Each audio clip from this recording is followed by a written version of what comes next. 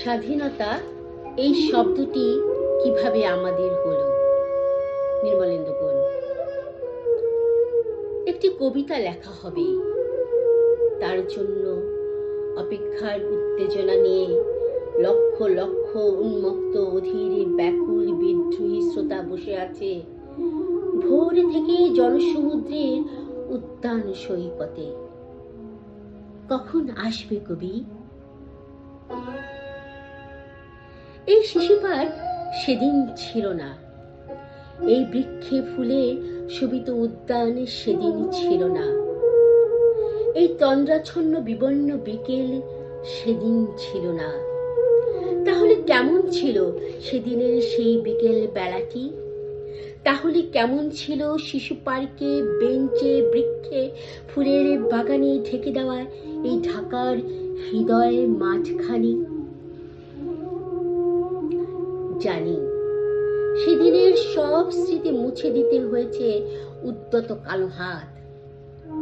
তাই দেখি কবিহীন এই বিমূর্ত প্রান্তরে আজ কবির বিরুদ্ধে কবি, মাঠের বিরুদ্ধে মাঠ, বিকেলের বিরুদ্ধে বিকেল, উদ্যানের বিরুদ্ধে উদ্যান, মার্চের বিরুদ্ধে মার্চ। হে অনাগত শিশু, হে আগামী দিনের কবি, শিশু পার্কের এই দোলনার দোল খেতে খেতে তুমি একদিন সব জানতে পারবে। আমি তোমাদের কথা ভেবে লিখে রেখে যাচ্ছি শ্রেষ্ঠ বিকেলের গল্প।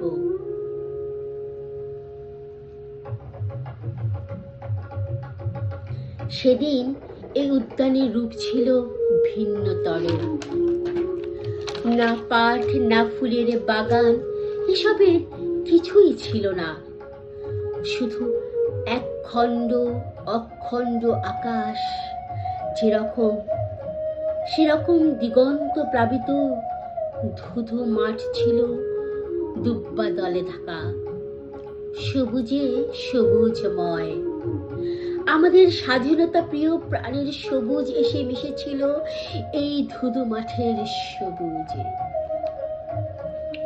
কপালে কবজিতে লাল শালু বেঁধে এই মাঠে ছুটে এসেছিল কারখানা থেকে লোহার শ্রমিক। লাঙল জোয়ার কাঁধে এসেছিল ঝাঁকে বেঁধে উলঙ্গ কৃষক। পুলিশের অস্ত্র কেড়ে নিয়ে এসেছিল প্রদীপ্ত যুবক। হাতের মুঠোয় মৃত্যু, চোখের স্বপ্ন নিয়ে এসেছিল মধ্যবিত্ত, নিম্ন মধ্যবিত্ত, করুণ কেরানি, নারী, বৃদ্ধ, বেশ্যা, ভবঘুরে আর তোমাদের মতন শিশু পাতা কুড়ানিয়া দল বেঁধে।